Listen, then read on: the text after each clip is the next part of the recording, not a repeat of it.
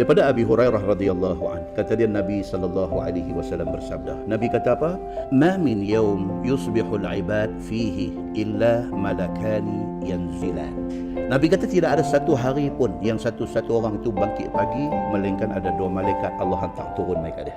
Semua kita jaga pagi ya, dua malaikat Tuhan hantar mai. Fayaqulu ahaduhuma, satu malaikat ni dia kerja doa apa? Allahumma a'ti munfiqan khalafan. Ya Allah, bagilah ganti kepada orang yang menafkahkan hartanya. Malaikat ni Tuhan hantar mai. Ini bukan raqib atid, ni hak lain.